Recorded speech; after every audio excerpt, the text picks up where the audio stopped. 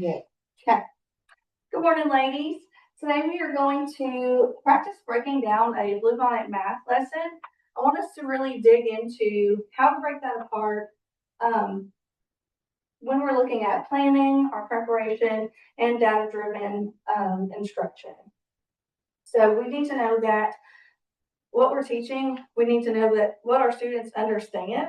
And so it's not just getting through the lesson, but really diving down deep into the lesson so that we know exactly what they need to know. Okay, so by the end of this professional development, you're going to be able to do three things. You're going to be able to confidently break apart a real lesson, a Bluebonnet lesson. You'll be able to prep and plan materials intentionally. And you're also going to be able to use your assessment data to drive small group instruction, whether that is with intervention or enrichment. So let's ground ourselves first in the lesson that we're going to be going over today. So I pulled one that we've not taught yet, but it is upcoming. And so I thought this was a good one for us to talk about because it's a new concept that we'll be moving into. We're looking at Module 5, Lesson 9. If you'll flip to that, you're already there. The objective for this particular lesson is drawing team numbers from abstract to pictorial. So basically, students need to represent team numbers as 10 ones and some ones. And we'll see here in just a minute that that is a difficult concept for them.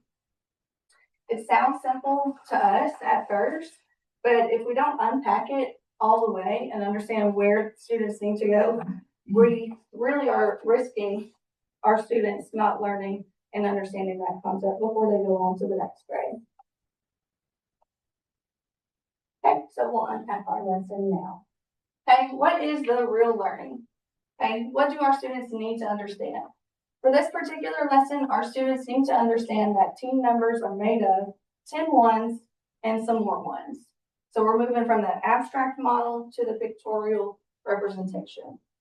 If you want to change that objective and make it more teacher-friendly, student-friendly, you could say that students need to represent team numbers as 10 ones and some ones using drawings. So it's not about our students just drawing numbers, but they need to know how team numbers are made up of tens and some ones. This shift is going to help build their place value, their understanding of place value. Okay, so breaking down the first part of our lesson, we're looking at the fluency component. So our fluency component includes the dot cards of 9. We've used those dot cards before, so this is nothing new for the kids. The one more cards, and then grouping team numbers. So it's not just review. This is intentional. What we're doing is intentional every time we do a fluency activity. So our students are practicing seeing the numbers in parts and wholes, and it's critical for the understanding of team numbers. So I'll give you just a second to think. Why do you think it's important for us to start with this before we get into our main lesson?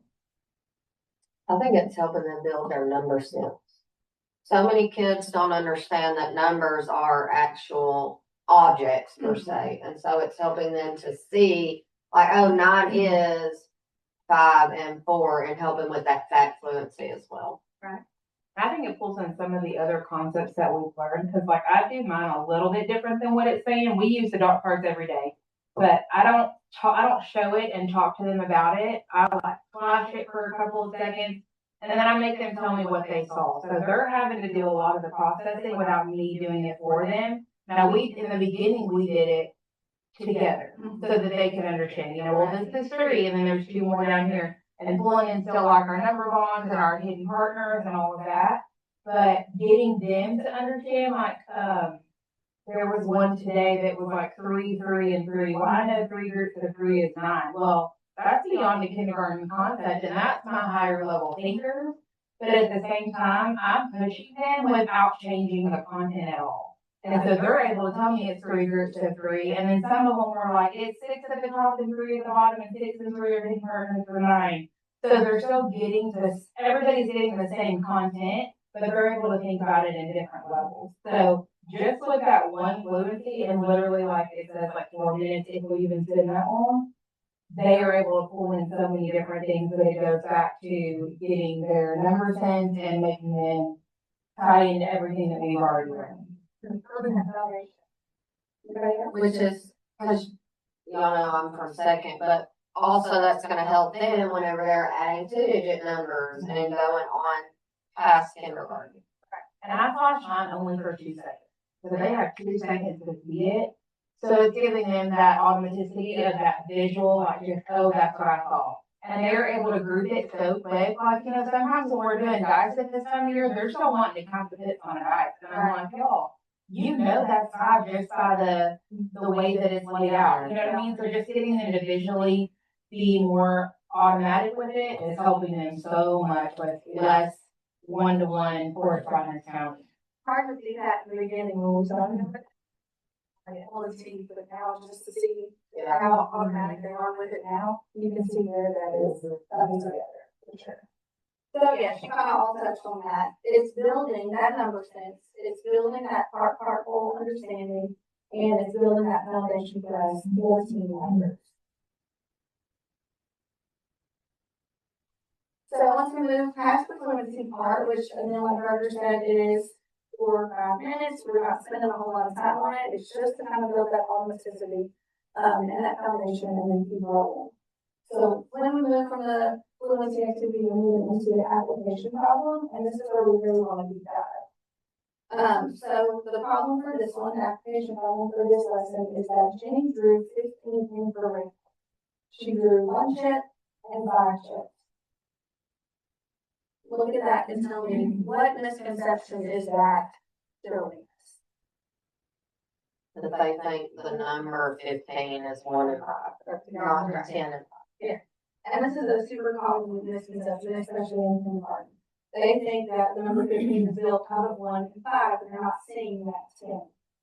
So it's important for us to be able to demonstrate to them and show that it is actually a 10 and 5 more ones. This is really your first assessment piece, even though you're not doing a physical test. This is your first time to say, okay, this got it, who doesn't? And so we need to be taking note of that because this is kind of going to be the same kiddos who end up needing or going to be needing to be intervention to. And that same misconception, like, they even want to say, and we've had to talk about this a lot with saying 10 ones and 3 ones or 10 ones and whatever, is they want to say, it's 10 groups of 10. And so I've had to show them too, like, no, it's not 10 groups of 10. This is 10 ones. This one is 1. And so, like, I had to pull a group of kids today, like, that kid is just 1 kid. He's not a group of 10. And so getting them to understand that the 10 ones is just 1. It's 1, but it's 10 1. Like, I don't know, there's a different misconception aside from just it's a 1. And then they want to say everything's a group of 10. You know, no, it's not a group. That's not a group. This is just 1. Yeah. I remember us talking about that nursery. And it is a hard concept for them to understand and right there in the room. But I think that pulling this misconception out and showing it to them right off to the bat and then demonstrating how she messed up and how we can fix that is going to be something that helps drive the instruction as well. Right. Yeah. That is the input. Okay, so then we're moving on from our application problem, which again is just a total assessment piece. In the other hand, you take another piece. Who started already, you know, we're on to the concept development. And into teaching this core part of the lesson, we are going to be using 10 frame models. You're going to hear that say 10 language a lot. And you're going to see drawing and grouping. So I want you to notice that they're using that 16 language a lot, and that's just helping us connect our numbers to place value.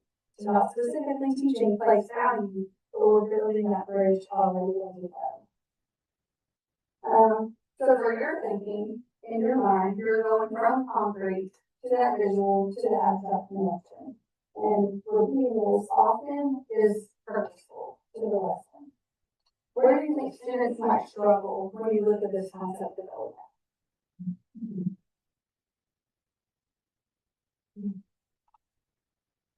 And there could be more than one correct answer to this.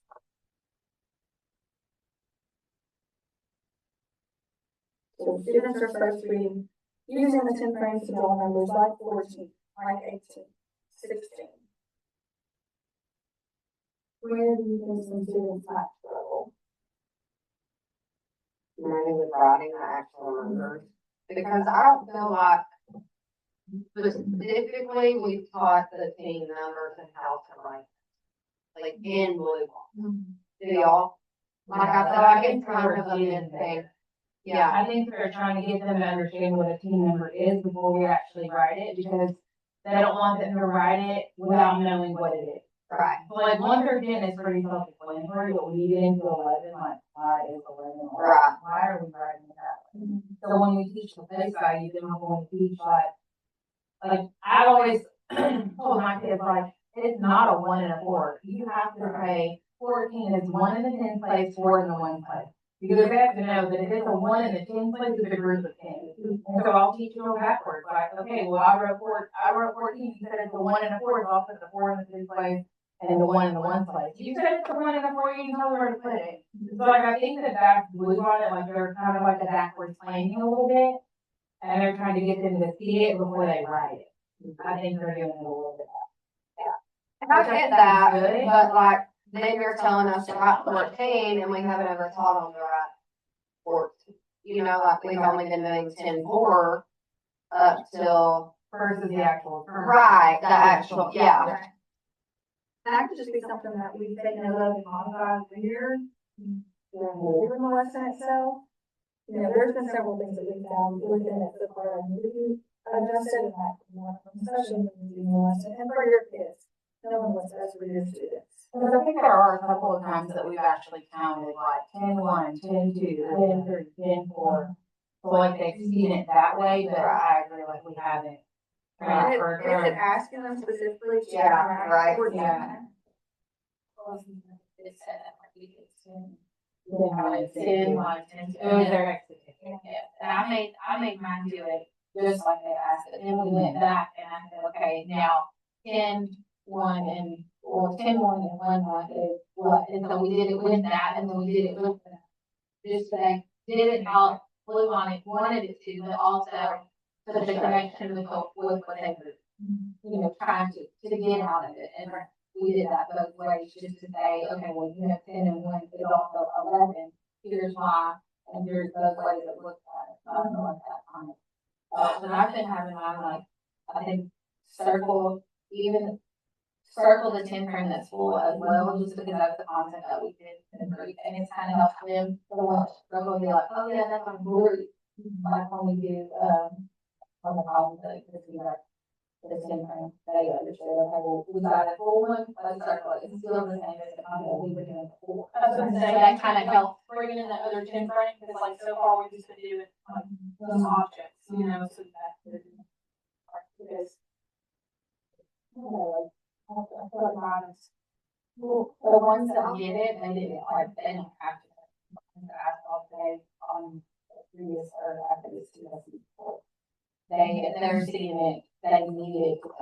Even though as a visual, you can see it's full, Right. but for them, so the ones that were not all on On, like the fluency papers, like if it's 6 and 6, that will get them. Cause they don't see, oh, that's actually one more. Like even though it's lined up, they would say, oh, that's 10, and I'm like, hold on. Wait a second, you know, like, oh, I guess they're adding that to mine. but they like knew it was 12 or anything to it, and he put 10 ones and 12 ones. If he knew it was 12 ones. I've had some do that, yeah. 10 ones. Like, no, it's 12. It's hard for them to Yeah. get into that. Especially when they went to pre-K and know that, because they know it's 12, but like we've been saying, they don't know that 10 and 2, right? Now, did Blue on it teach y'all to start for the full group of 10 or? Yeah. They're not really having to, They're getting them away from it because the 10 frame is full, so there's a little. Without having to run along. Right.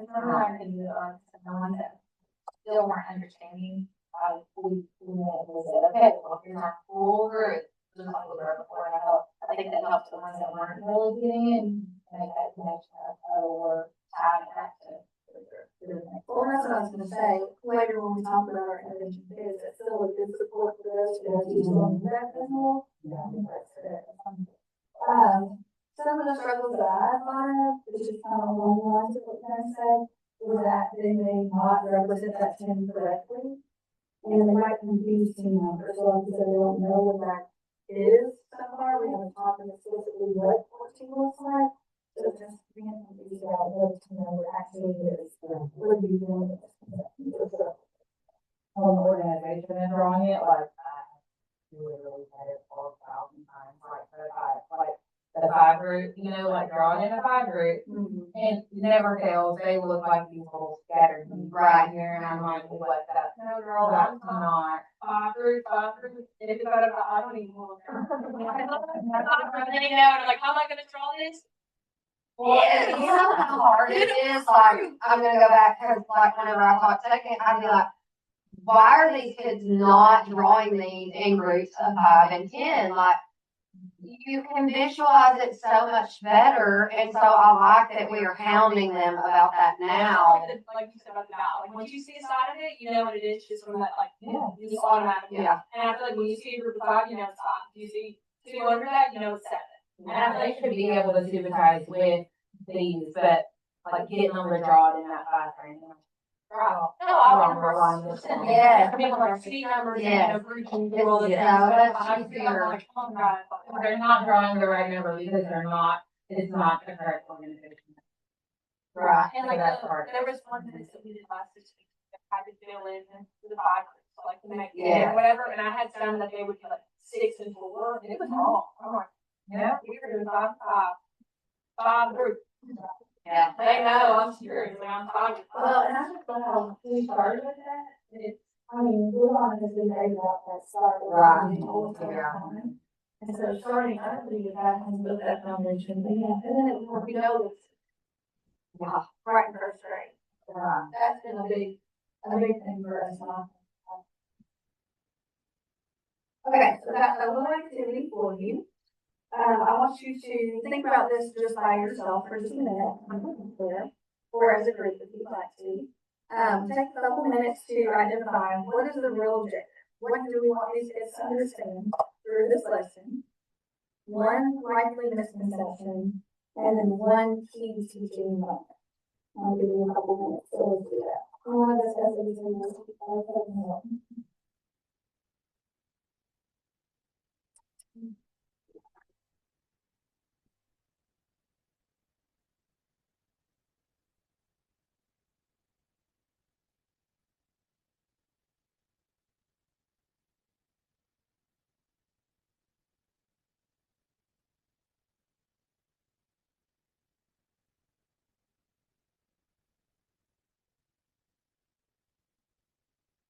Then, this is your classroom. What is the best way that you're going to be able to spend this to them, so that we do understand? Easily, and not just getting through the lesson, let's do it.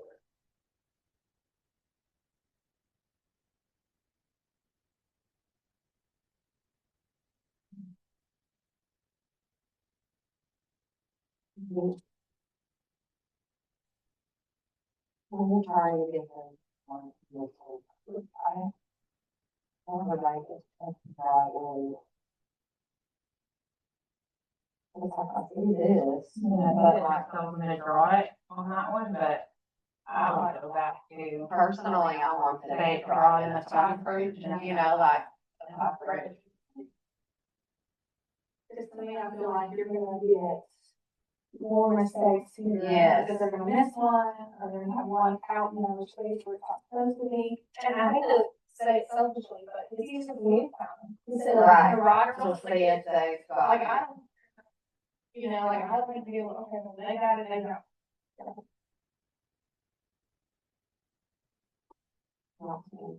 No.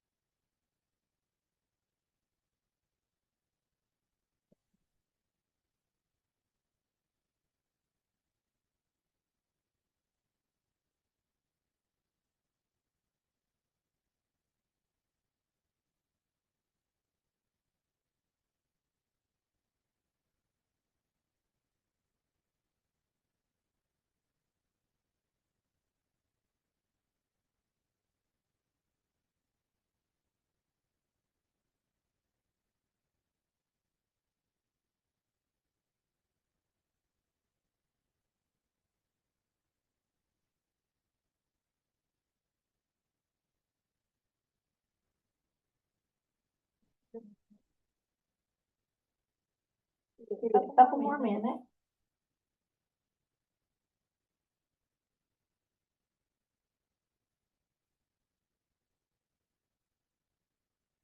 I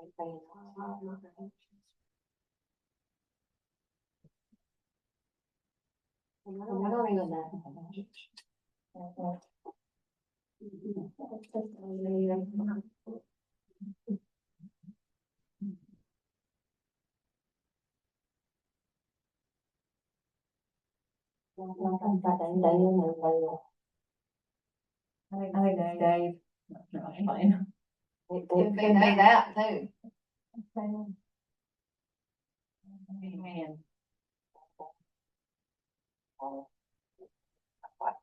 It should be right now in the middle of it, or at the end of his name.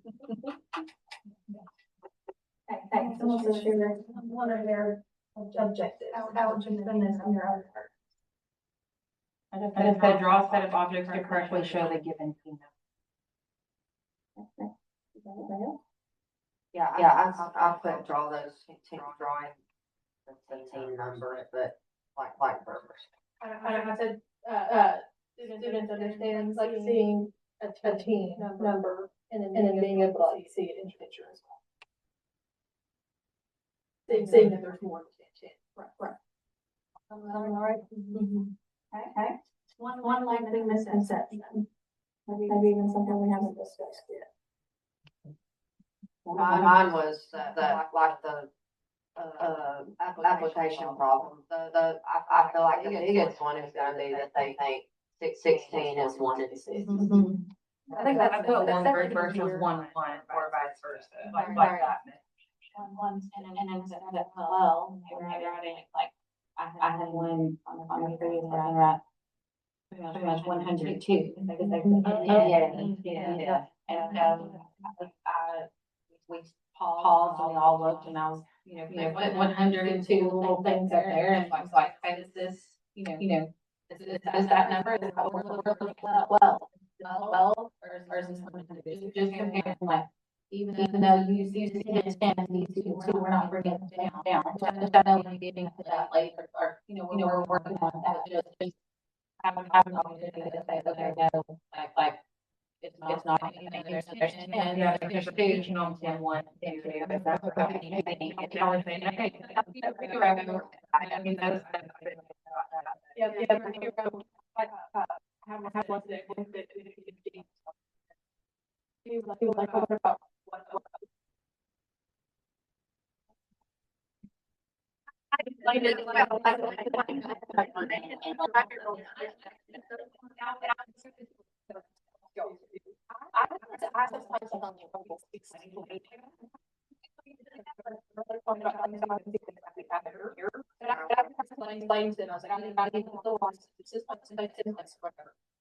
but also explain it like I just have a little story today, it's a number that we zero to add to take away. So when you have 10, what the heck, zero is kind of away, but he doesn't really add to the hangout. He just kind of hides, I didn't know really how to explain that to him, like, there'd be more wrong, I just kind of own it more than he's like, he's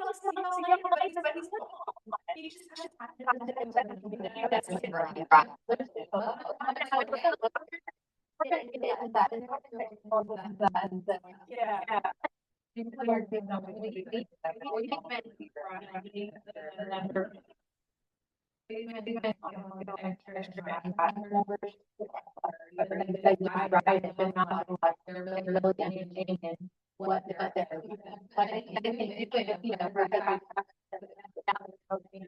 or as long as they think the things that they write, and then really understanding that you wrote it down, you wrote it all, what are you writing? The big, like, it is a number of, playing, not just, it's different groups and stuff, I think, even though you've been doing the practice of now they're able to use that. understand what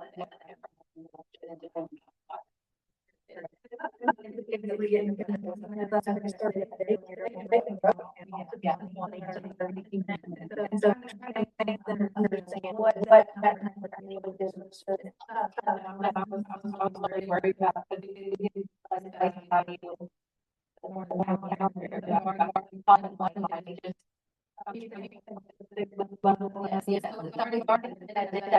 I'm kind of worried about now we have to do it, and I feel like I help because they understand that I would do it with our time of day and now that they'll break it apart more, I feel like I understand how do you do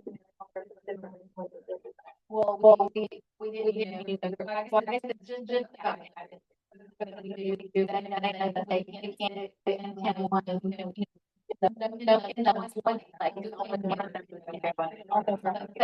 it's the same concept in our year, or our year, our calendars, I know down with understanding it in a different, vision of how I was worried that I got to do it, actually do it, I feel like it actually helped them understand it in both ways, and really like that into why. One key speaking moment. My time was to get a shoot class, and that's because we do that calendar also is place right every single day. If I get that, like, we get our group in today, I'm like, well, I don't have enough, I can't put two numbers in that place, right? They know, like, if you get your, move over. You get your, you can't put two numbers, I can't, ten slides, I'm not like, what is the number tell us? I mean, that can tell you, that number tells you if one group is 10 and two more, one group is 10 and two more. Like, this has happened, then kind of like with mental health, what they're seeing on the dot card, not tell us what the number means, what it should look like. They're just having that conversation, having them think through the number of life that you do. Just like I know some places where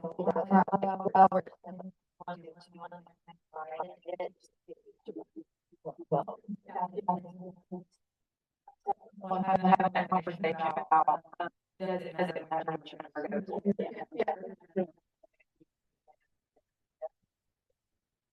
Yeah, because I had one that I knew that because I don't have it on my and we're in 10, and then they got to 10 and 8, and they wrote 8 and 10.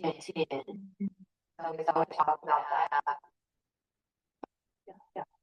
And there's key teaching models. Just reiterating all that thing that I covered.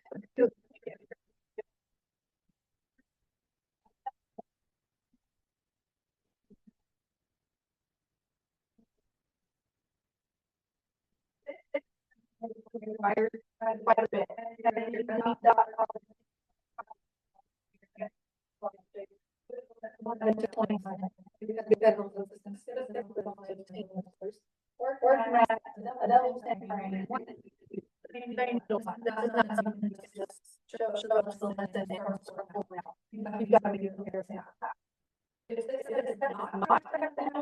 We're going to lose instructional time, they're going to lose it, and they're going to lose it. That's what you start, and all those other things, the reports are to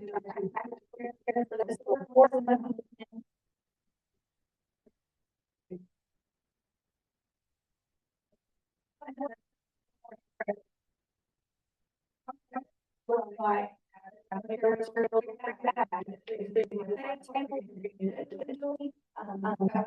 already read. Having pre-proven examples how you use that to look. Bigger questions than like for example, I know before what I'm going to ask, what I'm going to ask them, how do you know that this is what you can come here and do this and that? And then go back to the and I think there's just that. So it's not just about your materials, also about thinking through your instruction and planning ahead of time. So that's usually the most popular one. So the students are the most popular one. Okay, moves on to our whether you actually do it, kind of like on paper or physical. This is happening during your fluency time, like we said earlier, after you have the application process. You're doing your exit ticket. All of those different things are the opportunity for you to collect data on your student. So you should constantly be asking yourself, who is getting this and who is not, and keeping your well, keeping it down. That way when it's time to go elsewhere, you know exactly what you're doing with your lower kids and your kids who are already master. Okay.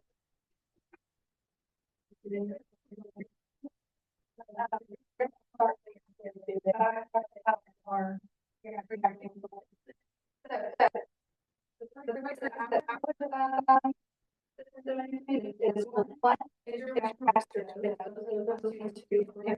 show you some stuff that's your second group, your first group, they can play it, but there's something to still explain that to you, because we have this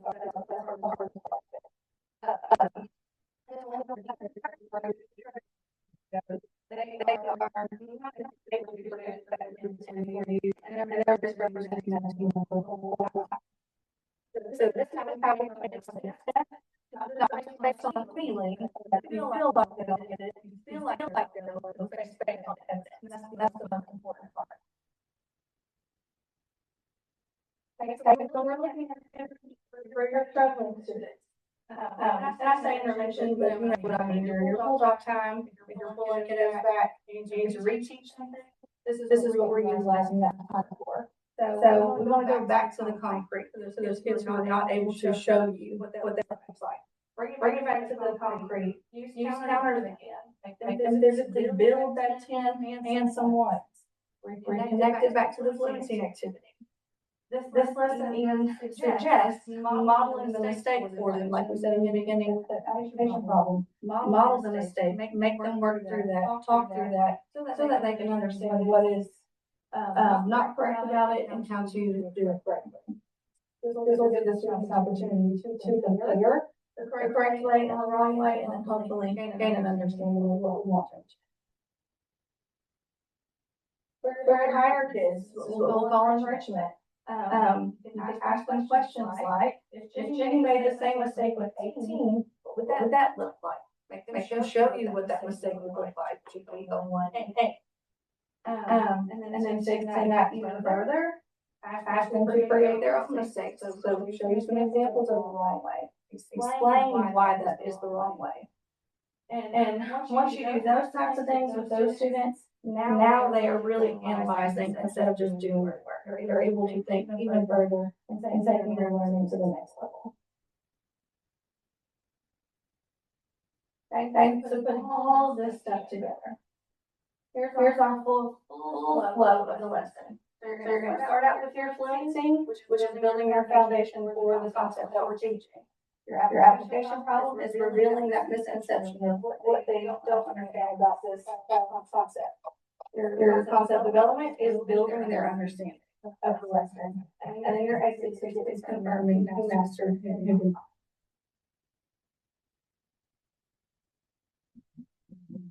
Okay, so we're going to take a few minutes and kind of plan. I want to give you a couple minutes to think of one intervention activity you might do with some of your low kiddos, one enrichment activity you might get your higher students to do, and then one key question that you want to ask your students to make sure that they do understand the concept.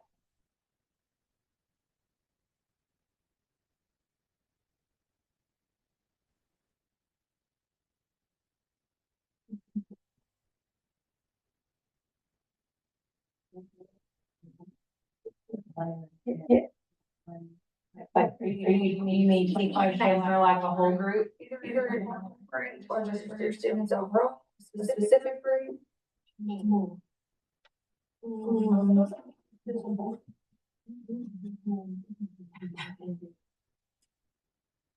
I mean, just like for an intervention group, I would definitely have them use the view.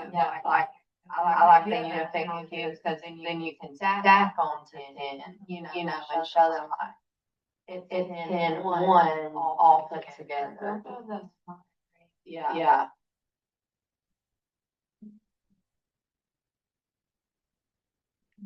Intervention or enrichment group? Intervention.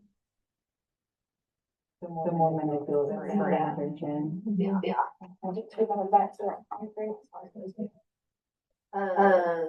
And then the enrichment activity.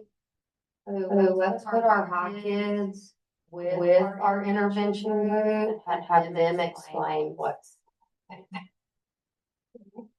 You could. I mean, you could. I have one that would be like, why don't you? That's not what it says. I'm like, oh, come over here. Let me know. I would say maybe like giving them like just the pictorial cards and having them put those in order with no numbers. And seeing if they can do that from least to greatest or whatever. Even say, these are my dot cards from 11 to 20. Tell me what number is missing. And have them figure out, put them in order, or tell you which one's missing or something like that, where they're really having to do a lot more processing.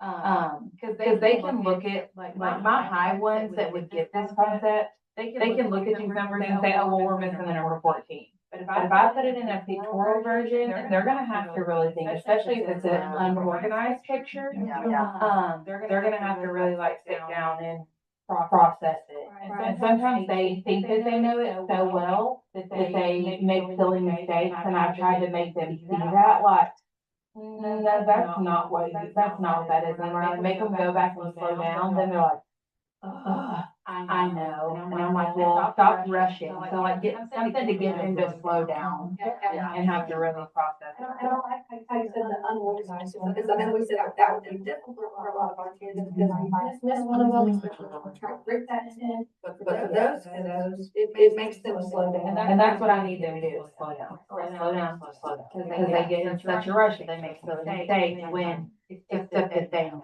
Like when we get set the thin way, and they were circling and writing the number, like I make mine on everything. They have to circle the group of 10, write 10, and then count the rest and write the number before they match, before they fill in a sentence, before they do anything. They have to write their two groups. And so, like they'll bring it to me, and I'm like, you need to go back because you didn't do what I asked you to do, and you're rushing, and they're making silly mistakes. They circled more than what they actually counted. So they circled 11 when it should have been 10 and 4. You know what I mean? So, but they just think they know what to do, so they just go and do it really quickly instead of Follows them. Why do they still do that, even in the higher grades? And it's like, look, I'm telling you to do this so that you can be successful.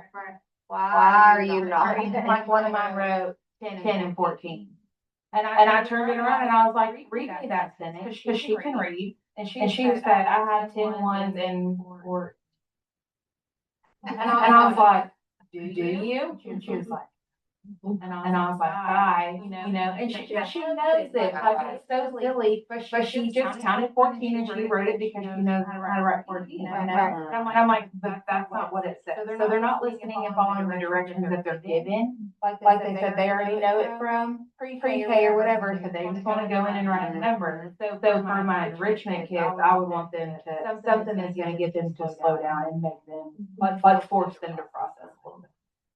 Yes, what I'm hearing is for your intervention kiddos, we want to take it back to concrete, so either objects or counters or 10 frames itself. We want to take it back concrete, make sure. More than likely, they didn't have anything in Concord, that's why they're still not understanding it. Right. For enrichment, we want to slow that processing down. Really think about what we're doing, maybe look at it in an unorganized way so that they can really decipher what that number is. And then, okay, just on one key question that we want to ask.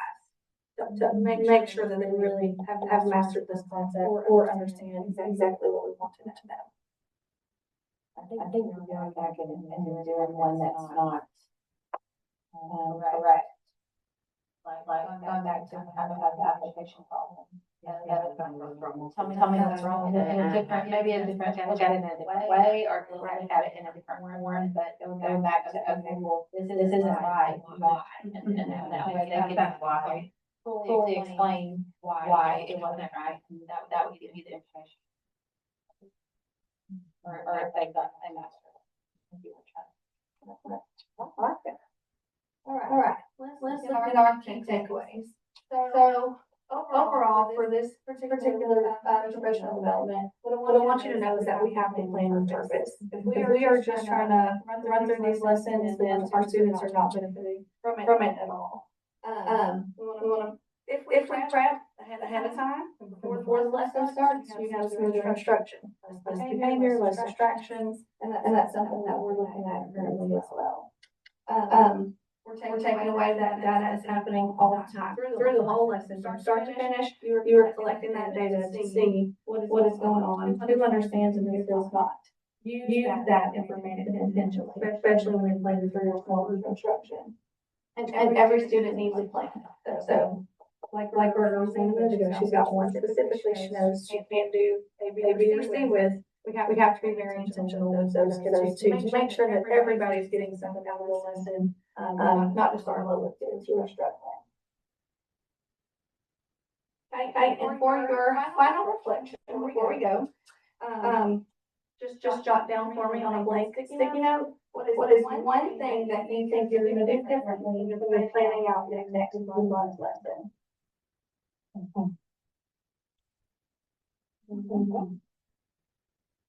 We're gonna read things out loud. No. Are we gonna talk about, like, we're gonna talk about it, or are you just? No, I just want you to write it down. One thing that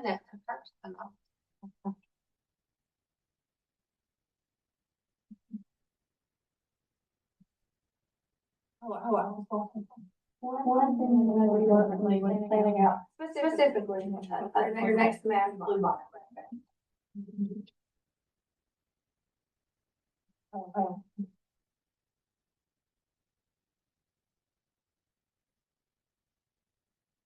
Are you talking about like aside from like the team planning that we do? So something that we'll do different to more internalize the lesson. Yes, personal. That way, when you do come together and meet for team meetings, you have already thought through about it. Okay. We didn't have those conversations. That's most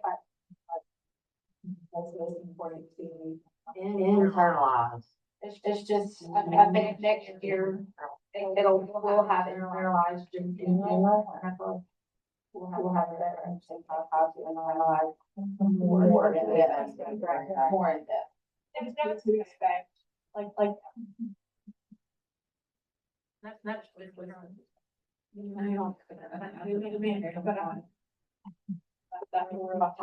All real. That was a real story. She says, it's such a good idea to do that.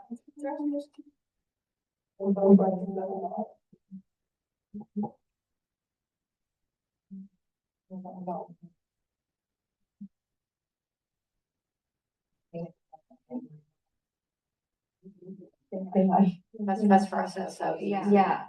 That's where we're growing. Miss Berger, you do that so fast, and I'm like, it's because I'm grown. I'm like, you'll be fast like that. About you wanting to.